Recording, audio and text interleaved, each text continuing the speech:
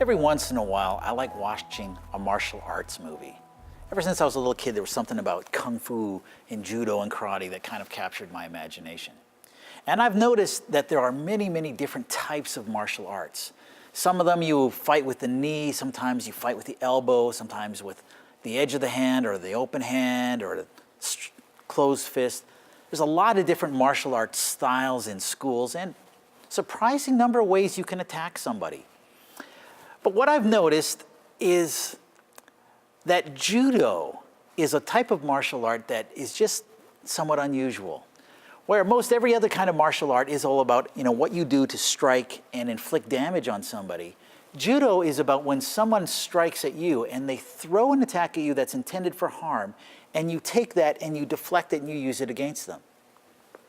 Very, very, very different kind of thinking involved with that martial art. Now, there's not a lot of Judo movies, but it's kind of captured a bit of my imagination.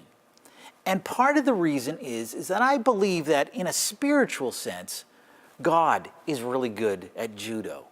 That things that are intended for harm, God can do a complete flip around and use it for good. The fact of the matter is that we live in a very real war zone. Our world is involved in this titanic struggle between good and evil. And we see that played out in nature. That there's sunshine and there's rain and there's good things, but you know what? There's tornadoes and there's hurricanes and there's tsunamis.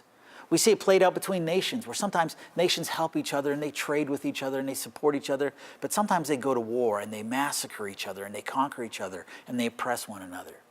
We see that in our personal relationships, where some people, even in our own family, can be really supportive and encouraging. And sometimes in our very own family, they can end up being very abusive. And this even takes place in our very hearts. That sometimes we really mean to do good and we do the right thing, but sometimes we become selfish, we become angry, become vindictive, and we do the wrong thing. We are in a war zone. And because we're in a war zone, people get hurt, and we're going to get hurt. We're going to face natural disaster. We're going to face people oppressing us. We're going to face plans that happen that we intend for good but just don't work out. And we're going to sometimes raise our eyes to heaven and say, well, what's going on here, God? Now, some people will say that, all these bad things that happen are part of God's will. That even way back in the Garden of Eden, that Adam and Eve sinned was part of God's will. I completely disagree. I am positive that that wasn't God's will. And I base that on plain black and white, because God said, and it's right there for anybody to read, do not eat of that tree. It wasn't God's will that everything get messed up. It wasn't God's will that all these terrible things happen. God doesn't give us gifts of cancer. He doesn't send those kinds of things against us. God loves us. But bad things still happen. A couple weeks ago, I was down in the States, and I had the opportunity of hearing Pastor Craig Groeschel speak. And he was talking about a big plan that they had. They had spent a lot of time and a lot of money putting together a new translation of the Bible that was going to be really easy to read. And their big plan was to give it away for free.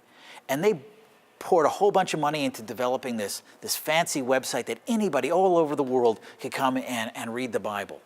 And nobody came. It was a disaster that people just didn't seem to like going to a web page to read the Bible. And they tried promoting it in their own church, and their own people weren't really interested in it.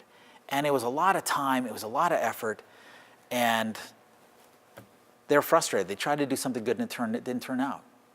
In my own life, before I was at the church that I'm at now, I had a time of transition between churches. And I ended up moving to a new city. And I had a job working for an accounting firm, but I wanted to get involved in a church. And I went to a church and said, hey, you know what? I'd like to get involved. I'd like to join a small group Bible study. I'd like to volunteer. I'm not looking for a job or a position of authority or anything like that. I just want to help out. And all the doors were closed to me. And I went to another church and said, hey, you know what? I just want to help out. All the doors were closed to me. And I was very frustrated. Like, why aren't there opportunities for me to use my gifts? I'd been a pastor for 18 years. Surely there's something I should be able to do. And with the story of Joseph, Joseph was a decent guy.